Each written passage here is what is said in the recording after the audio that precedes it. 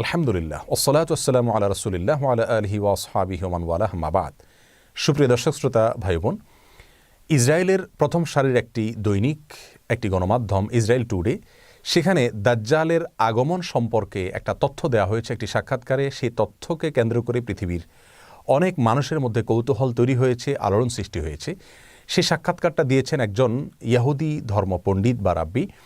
তিনি সেই সাক্ষাৎকারে দাবি করেছেন যে তাদের সিনিয়র ধর্মীয় ব্যক্তিত্ব একজন রাব্বি, তার সঙ্গে দাজ্জালের সাক্ষাৎ ইতিমধ্যে হয়ে গেছে। তার মানে দাজ্জাল পৃথিবীতে ইতিমধ্যে চলে আসছে এবং এর মাধ্যমে তারা মনে করেন যে দাজ্জালের আগমনের মাধ্যমে তাদের বিস্তার ঘটবে, তাদের প্রভাব পুরো পৃথিবীতে প্রতিষ্ঠিত হবে। কারণ ইহুদি ধর্মমত অনুযায়ী তারা দাজ্জালের আগমনকে ইতিবাচকভাবে দেখে, তারা তাকে ত্রাণকর্তা মনে করে। তারা মনে করে দাজ্জাল আসার পর গোটা পৃথিবী তাদের কর্তলগত হবে এবং এই ঘটনার প্রেক্ষিতে তারা ইসরায়েলের বাইরে সফর করছেন না, সবাই ইসরায়েলের ভিতরে অবস্থান করছেন। বিশেষ করে তাদের ধর্মীয় ব্যক্তিত্বরা ইসরায়েলের বাইরে কেউ যাচ্ছেন না, কারণ তারা মনে করেন তাদের ধর্মবিশ্বাস হলো দাজ্জাল আগমন করার পর পৃথিবীতে একটা ব্যাপক অস্থিরতা দেখা দিবে এবং সেই অস্থিরতায় পুরো পৃথিবীতে যে বিপর্যয় দেখা দিবে, যে ক্ষয়ক্ষতি হবে, সেটা পৃথিবীতে কোনো যুদ্ধেও এত ক্ষয়ক্ষতি হয় না।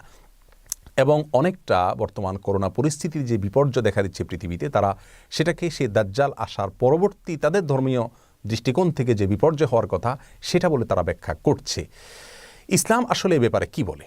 একজন মুসলিম হিসেবে আমাদের বিশ্বাস কি হওয়া উচিত? দাজ্জাল কি আসলে চলে এসছে বা এই সময় দাজ্জাল চলে আসার কথা কি না? আমরা তাদের এই সাক্ষাৎকার বা তাদের সংবাদকে বা তাদের এই দাবিকে বিশ্বাস করব কিনা বা কিভাবে ব্যাখ্যা করব, এ বিষয়ে আমরা সংক্ষেপে কিছু কথা বলবো। আমার তৌফিক ইল্লা বিল্লাহ। প্রিয় দর্শক, কিয়ামত নিকটবর্তী হয়ে গেছে। এ বিষয়ে রাসূল আকরাম সাল্লাল্লাহু আলাইহি ওয়াসাল্লাম অনেক আগে আমাদেরকে জানিয়েছেন। তিনি বলেছেন, বুইসতু আনা ওয়াসসাআতু কাহাতাইন, আমার এবং কিয়ামতের অবস্থান হলো দুই আঙ্গুলের মতো। অর্থাৎ আমার পরে পৃথিবীর সবচেয়ে বড় ঘটনা হলো কিয়ামত তথা পৃথিবীর বা মহাবিশ্বের ধ্বংস বা মহাপ্রলয়। তারপরে কিয়ামতের অনুষ্ঠান ঘটবে। আর কিয়ামত কবে হবে বা মহাপ্রলয় কবে হবে তার দিনক্ষণ তিনি না বললেও নবী আলাইহিস সালাম আমাদেরকে অনেকগুলো পূর্বাভাস বা আলামতের কথা বলেছেন। সেই আলামতগুলো দুই ধরনের, কিছু আছে ছোট আলামত, কিছু আছে বড় আলামত। কিয়ামতের ছোট আলামত প্রায় 100রও বেশি। সেই 100 আলামতের ভিতরে সর্বশেষ আলামত যেটা বলতে পারি তা হলো ইমাম মাহদির আগমন। ইমাম মাহদির আগমন এখনও পৃথিবীতে ঘটেনি, তবে ইমাম মাহদির আবির্ভাবের পূর্ব মুহূর্তের পরিস্থিতি পৃথিবীর কেমন থাকবে সে সম্পর্কে হাদিস থেকে ধারণা পাওয়া যায়। সেটা হলো গোটা পৃথিবীতে অন্যায়, অবিচার, অত্যাচার, জুলুম এটায় পরিপূর্ণ হয়ে যাবে। আর তখনই ইমাম মাহদির আবির্ভাব হঠাৎ করে ঘটবে এবং রাতারাতি তিনি গোটা বিশ্বের সুপার পাওয়ারে পরিণত হবেন এবং গোটা বিশ্বকে উল্টা মেরুতে নিয়ে যাবেন, ইনসাফ এবং ন্যায় দিয়ে পরিপূর্ণ করবেন। এরপরে কিয়ামতের বড় আলামতগুলো দেখা দিবে, যে সম্পর্কে সহিহ মুসলিম হাদিসে নবী আলাইহিস সালাম বলেছেন কিয়ামত ঘটবে না 10টি আলামত আসা ছাড়া। সেগুলোকে ওলামা একরাম, ইসলামের বড় বড় পণ্ডিতগণ, ইমামগণ কিয়ামতের বড় এবং বৃহৎ আলামত হিসাবে চিহ্নিত করেছেন। সেই আলামতগুলোর একটি হলো বড় ধোঁয়া দেখা দিবে কিয়ামতের আগে, যে ধোঁয়া পৃথিবীর ইতিহাসের বড় ঘটনা হবে এবং অনেক ব্যাপক আকারে হবে। আর দ্বিতীয়ত যে ঘটনাটি ঘটবে তা হলো দাজ্জালের আগমন ঘটবে এবং আরেকটি আলামত ঘটবে তা হলো দাব্বাতুল আরদ নামক একটা প্রাণীর অলৌকিকভাবে আবির্ভাব ঘটবে এবং সেই মানুষের সাথে কথাবার্তা বলবে। চতুর্থত হলো ঈসা আলাইহিস সালামের আগমনের ঘটনাটি ঘটবে, তিনি আসমান থেকে অবতরণ করবেন। 5 নম্বর হলো ইয়াজুজ মাজুজের আবির্ভাব ঘটবে।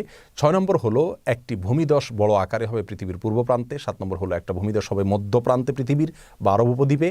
আর 8 নম্বর হলো পৃথিবীর পশ্চিম প্রান্তে আরেকটি বড় ভূমিধস ঘটবে। 9 নম্বর হলো সূর্য প্রথমবারের মতো পৃথিবীর ইতিহাসে পশ্চিম দিক থেকে উদিত হবে, পূর্ব দিকের বিপরীতে। আর 10 নম্বর হলো একটি আগুনের আবির্ভাব ঘটবে, যে আগুন মানুষকে ধাওয়া করতে করতে হাসরে একত্রিত করবে। এই বড় 10টি আলামতের ভিতরে আমরা দেখতে পেলাম যে শুরুর দিকে রয়েছে দাজ্জালের আবির্ভাব, তারও আগে দোহান বা ধোঁয়ার ঘটনা ঘটবে। ধোঁয়ার ঘটনা এখনও ঘটেনি পৃথিবীতে, আমরা জানি। তারও আগে ইমাম মাহদির আগমন ঘটবে, সেটিও এখনও পৃথিবীতে ঘটেনি। অতএব একজন মুসলিম হিসাবে আমাদের বিশ্বাস হবে দাজ্জালের আগমন এখনও ঘটেনি, কারণ দাজ্জাল আসার আগে পৃথিবীতে আর অনেক কিছু ঘটনা ঘটবে যেগুলো এখনও ঘটেনি। এটা হবে একজন মুসলিমের বিশ্বাস। আমরা কোরআন এবং হাদিসের আলোকে দেখতে পেলাম যে দাজ্জালের আবির্ভাব এখনও ঘটেনি। অতএব ইহুদিরা যেটা দাবি করছে সেটা অসত্য এবং বেঠিক। অন্তত এটা নিয়ে আমাদের অস্থিরতার কোনো কারণ নাই। একজন সাহাবী জিজ্ঞাসা করছেন, ইয়া রাসূলুল্লাহ, কিয়ামত কবে হবে? নবী আলাইহিস সালাম বলেছেন, তুমি তার জন্য কি প্রস্তুতি নিয়েছো? এই হাদিস থেকে আমরা স্পষ্ট ধারণা পাচ্ছি যে কবে কে আসছে, কোনটার আবির্ভাব হচ্ছে কি হচ্ছে না, এটা নিয়ে আমরা যতটা কৌতূহলী হচ্ছি বা যতটা আমরা অস্থির হচ্ছি, এর চাইতে গুরুত্বপূর্ণ ইস্যু আমাদের জীবনে যে আমরা কিয়ামত হলে সেই পরিস্থিতি আমাদের করণীয় কি থাকবে? দাজ্জালের আবির্ভাব কথার কথা হয়ে গেল, তাহলে সেই মুহূর্তে দাজ্জালের যে ফিতনা, দাজ্জালের যে পরীক্ষা, এখানে অনেক মানুষ নিপতিত হয়ে ঈমান হারা হবে, অনেক ভালো ভালো মানুষ পর্যন্ত ঈমান নষ্ট হয়ে যাবে। দাজ্জালের যে ধূম্রজাল, তার যে ধোঁয়াশা, তার যে ফিতনা, তার যে পাওয়ার, সেগুলো দেখে অনেকে তাকে সৃষ্টিকর্তা মনে করবে, আল্লাহ মনে করবে। এই পরিস্থিতি থেকে বাঁচার জন্য আমরা কি প্রস্তুতি নিয়েছি? রাসূল করিম সাল্লাল্লাহু আলাইহি ওয়াসাল্লাম দাজ্জালের ফিতনা থেকে বাঁচার জন্য অনেকগুলো আমলি কথা আমাদেরকে শিক্ষা দিয়েছেন। তার ভিতরে একটি হলো সূরা কাহফের প্রথম 10টি আয়াত মুখস্থ করা, অর্থ সহকারে বোঝা ধারণ করা। যে ব্যক্তি এটা করবে ওই ব্যক্তিকে আল্লাহ সুবহানাহু ওয়া তাআলা দাজ্জালের ফিতনা থেকে রক্ষা করবেন।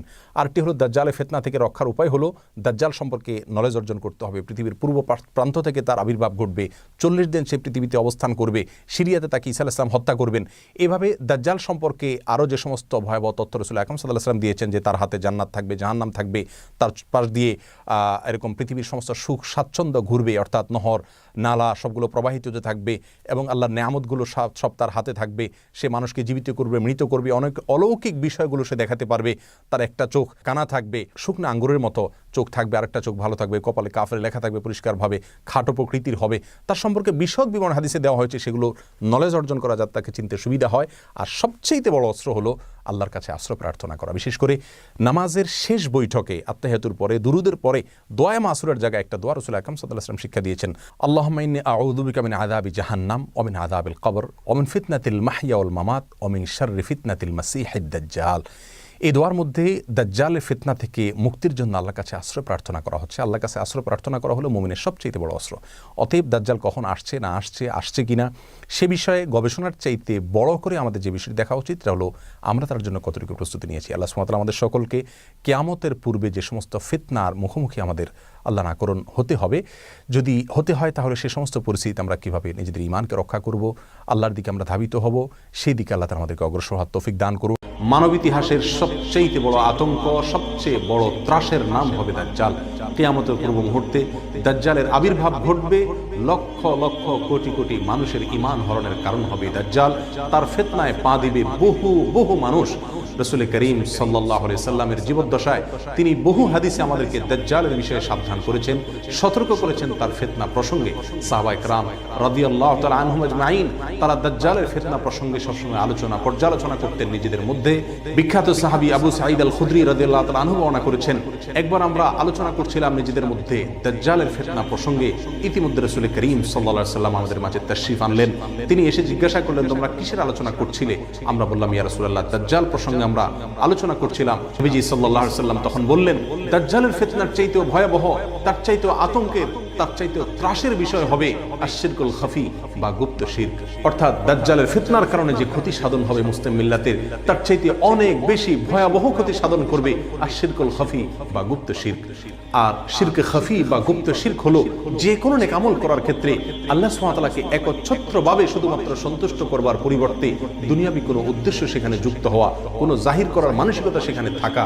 সময়ত ভাই বন্ধুগণ, সাধারণ এবং সামাজিক যোগাযোগের মাধ্যমের উন্নতির এই যুগে আমাদের জাহির করার অসুস্থ প্রবণতা এবং মানসিকতার কারণে আজ গুপ্ত শিরক বা আশ-শিরকুল খাফি এই জিনিসটি গোটা মুসলিম মিল্লাতকে গ্রাস করে ফেলেছে, ছেয়ে গেছে আমাদের মধ্যে। আমরা অনেকেই অনেক নেক আমল করি, অনেক ভালো কাজ করি, কিন্তু কোনটাকে প্রকাশ করার মানসিকতা আমরা লালন করি।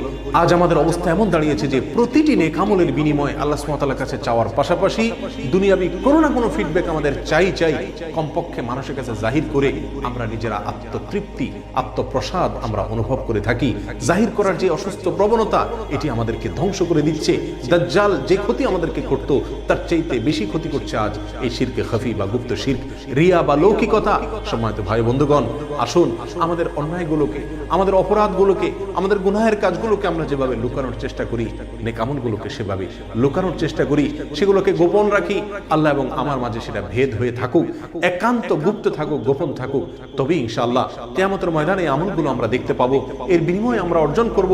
অন্যথায় পাহাড়ের মতো আমল আজকাল আমরা করে যাচ্ছি, বহু নেক আমল করছি, অর্থনৈতিক ইবাদত করছি, কিন্তু সেটাকে প্রকাশ করার মাধ্যমে, সেটাকে প্রচার করার মাধ্যমে, সেটার কোনো ফিডব্যাক আশা করার মাধ্যমে, জাহির করার মাধ্যমে আমরা সেগুলোকে হাবা মানসুরা বানিয়ে ফেলছি, আমরা সেগুলোকে ধ্বংস করে ফেলছি। এভাবে চলতে থাকলে আল্লাহ না করুন কিয়ামতের ময়দানে আমাদের নেকামল নামা আমরা দেখতে পাবো সম্পূর্ণ শূন্য, কোনো মূল্যই তার আল্লাহর কাছে আমরা পাবো না।